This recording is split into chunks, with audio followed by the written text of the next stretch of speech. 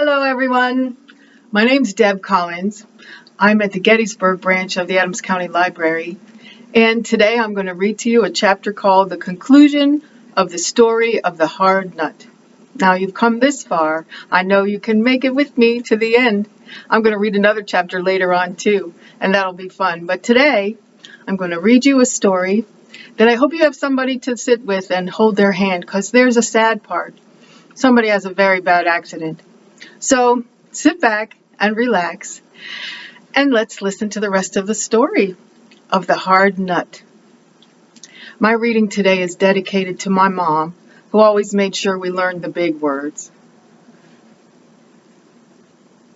The next evening, as soon as the candles were lighted, Godfather Drosselmeyer appeared and continued his story as follows.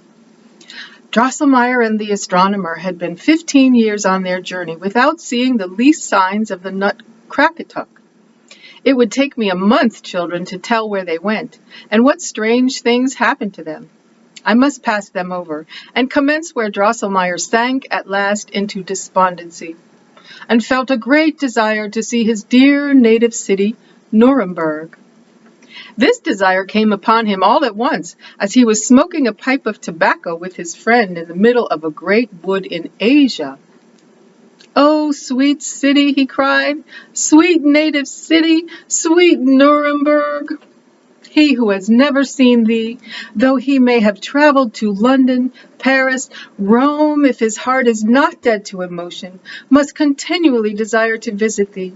Thee, O Nuremberg, sweet city, where there are so many beautiful houses with windows." As Drosselmeyer grieved in such a sorrowful manner, the astronomer was moved with sympathy and began to cry and howl so pitifully that it was heard far and wide through Asia. He soon composed himself again, wiped the tears out of his eyes, and said, "But why, my respected colleague? Why sit here and howl? Why should we not go to Nuremberg? Is it not all the same wherever we seek after this miserable Nutcracker?" "That is true," replied Drosselmeyer, greatly consoled. Both arose, knocked out their pipes, and went straight forward out of the wood in the middle of Asia, right to Nuremberg. They had scarcely arrived there when Drosselmeyer ran to his brother, Christopher Zacharias Drosselmeyer, puppet maker, varnisher, and gilder, whom he had not seen for these many years. The watchmaker told him the whole story of the Princess Pirlipat, Lady Mouserings, and the Nutcracker, so that he struck his hands together over and over again with astonishment and exclaimed, "Aye, brother, what strange things are these?" Drosselmeyer then related the history of his travels, how he had passed 2 years with King Date, how coldly he had been received by Prince Almond, and how he had sought information to no purpose of the natural society in Squirrelberg. In short, how his search everywhere had been in vain to find even the least signs of the Nutcracker. During this account, Christopher Zacharias had often snapped his fingers, turned about on one foot, winked, laughed, clucked with his tongue, and then called out, "Hi, hem, my, oh, if it should!" At last he tossed his hat and wig up in the air, clasped his brother round the neck, and cried, "Brother, brother, you are safe. Safe, I say, for I must be wonderfully mistaken if I had not that Nutcracker at this very moment in my possession." He then drew a little box from his pocket and took out of it a gilded nut of moderate size. "See," he said, "this nut fell into my hands in this way. Many years ago, a stranger came here at Christmas time with a sack full of nuts, which he offered for sale cheap. Just as he passed my shop, he got into a quarrel with a nutseller of this city, who did not like to see a stranger come hither to undersell him, and for this reason attacked him. The man put down his sack upon the ground, the better to defend himself, and at the same moment a heavily laden wagon passed directly over it. All the nuts were cracked in pieces, except this one, which the stranger, with a singular smile, offered me for a bright dollar of the year 1720. I thought that strange, but as I found in my pocket just such a dollar as the man wanted, I bought the nut and gilded it over without exactly knowing why I bought the nut so dear, or why I set so much store by it. All doubt whether this nut was actually the long-sought nut Crackatuck was instantly removed when the astronomer was called, who carefully scraped off the gold and found upon the rind the word Crackatuck engraved in Chinese characters. The joy of the travelers was beyond bounds, and the brother the happiest man under the sun, for Drosselmeyer assured him that his fortune was made, since he would have a considerable pension for the rest of his days, and then there was the gold which had been scraped off. He might keep that for gilding. The mechanist and the astronomer had both put on their nightcaps and were getting into bed as the latter commenced. My worthy colleague, good fortune never comes single. Take my word for it, we have found not only the nut Crackatuck, but also the young man who is to crack it, and hand the kernel to the princess. I mean nobody else than your brother's son. I cannot sleep. No, this very night I must cast the youth's horoscope. With these words he threw the nightcap off his head and began straightway to take an observation. The brother's son was in truth a handsome, well-grown young man who had never been shaved and who had never worn boots. In his early youth he had on Christmas nights gone around as a Merry Andrew, but this could not be seen in his behavior in the least. So well had his manners been formed by his father's care. On Christmas days he wore a handsome red coat trimmed with gold, a sword, a hat under his arm, and a curling wig. In this fine dress he would stand in his father's shop, and out of gallantry crack nuts for the young girls, for which reason he was called the handsome Nutcracker. On the following morning the astronomer was in raptures. He fell upon the mechanist's neck and cried, "It is he! We have him! He is found!" But there are two things, worthy colleague, which we must see to. In the first place, we must braid for your excellent nephew a stout wooden queue, which shall be joined in such a way to his lower jaw that it can move it with great force. In the next place, when we arrive at the king's palace, we must let no one know that we have brought the young man with us who is to crack the nut Crackatuck.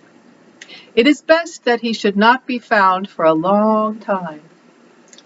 I read in his horoscope that after many young men have broken their teeth to no purpose, the king will promise to him who cracks the nut and restores to the princess her lost beauty, the princess herself, and the succession to the throne as a reward. His brother, the puppet maker, was highly delighted to think that his son might marry the Princess Pirlipat and become a prince and king, and he gave him up entirely into the hands of the two travelers. The cue which Drosselmeyer fashioned upon his young and hopeful nephew answered admirably, so that he made a series of the most successful experiments, even upon the hardest peach stones. As Drosselmeyer and the astronomer had sent immediate information to the palace of the discovery of the nut Crackatuck, suitable notices had been published, and when the travelers arrived, many handsome young men, and among them some handsome princes, had appeared, who, trusting to their sound teeth, were ready to undertake the disenchantment of the princess. The travelers were not a little terrified when they beheld the princess again. Her little body, with its tiny hands and feet, was hardly able to carry her great misshapen head, and the ugliness of her face was increased by a white cotton beard which had spread itself around her mouth and over her chin. All happened as the astronomer had read in the horoscope. One youth in shoes after another bit upon the nut Crackatuck until his teeth and jaws were sore, and as he was led away, half swooning, by the physician in attendance, sighed out, "That was a hard nut." When the king, in the anguish of his heart, had promised his daughter and his kingdom to him who should effect the disenchantment, the handsome young Drosselmeyer stepped forward and begged for permission to begin the experiment. And no one had pleased the fancy of Princess Pirlipat as well as young Drosselmeyer. She laid her little hand upon her heart and sighed deeply. Ah, if this might be the one who is to crack the Nutcracker and become my husband. After young Drosselmeyer had gracefully saluted the king and queen, and then the Princess Pirlipat, he received the Nutcracker from the hands of the master of ceremonies, put it without hesitation between his teeth, pulled his cue very hard, and crack, crack, the shell broke into many pieces. He then nicely removed the little threads and broken bits of shell that hung to the kernel, and reached it with a low bow to the princess, after which he shut his eyes and began to walk backwards. The princess straightway swallowed the kernel, and behold, her ugly shape was gone, and in its place appeared a most beautiful figure, with a face of roses and lilies, delicate white and red, eyes of living, sparkling azure, and locks curling in bright golden ringlets. And drums and trumpets mingled their sounds with the loud rejoicings of the people. The king and his whole court danced, as at Pirlipat's birth, upon one leg, and the queen had to be carefully tended with cologne water, because she had fallen into a swoon from delight and rapture. Young Drosselmeyer, who had still his 7 steps to perform, was a good deal discomposed by the tumult, but he kept firm, and was just stretching back his right foot for the 7th step, when Lady Mouserings rose squeaking and squealing out of the floor. Down came his foot upon her head, and he stumbled so that he hardly kept himself from falling. Alas, what a hard fate! As quick as thought, the youth was changed to the former figure of the princess. His body became shriveled up, and was hardly able to support his great misshapen head. His eyes turned green and staring, and his mouth was stretched from ear to ear. Instead of his queue, a narrow wooden cloak hung down upon his back, with which he moved his lower jaw.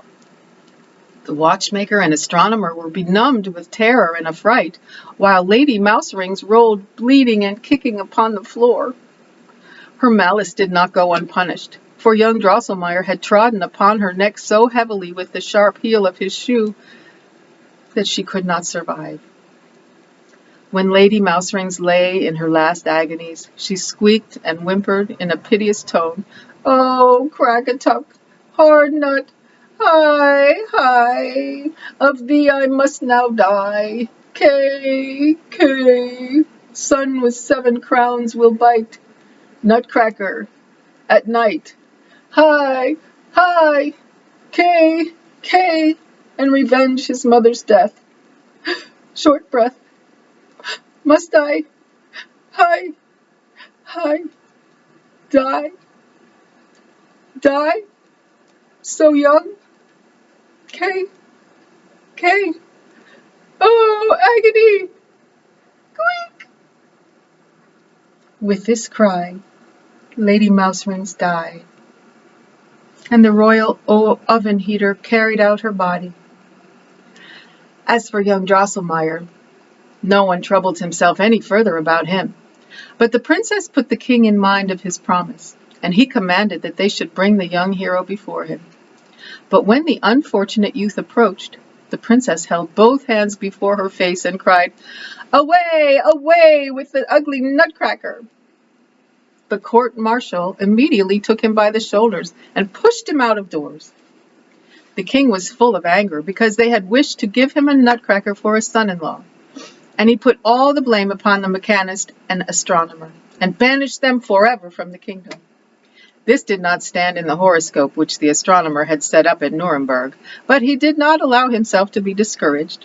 He straightway took another observation, and declared that he could read in the stars that young Drosselmeyer would conduct himself so well in his new station, that in spite of his deformity, he would yet become a prince and a king, and that his former beauty would return, as soon as the son of Lady Mouserings, who had been born with 7 heads, after the death of her 7 sons, had fallen by his hand, and a maiden had loved him, notwithstanding his ugly shape. And they say that young Drosselmeyer has actually been seen about Christmas time in his father's shop at Nuremberg, as a Nutcracker. It is true, but at the same time as a prince. This, children, is the story of the hard nut, And you now know why people say so often, "That was a hard nut to crack." And whence it comes that nutcrackers are so ugly. The counselor thus concluded his narration. Maria thought that the Princess Pirlipat was an ill-natured, ungrateful thing, and Fred declared that if Nutcracker were anything of a man, he would not be long in settling matters with the Mouse King, and would get his old shape again very soon.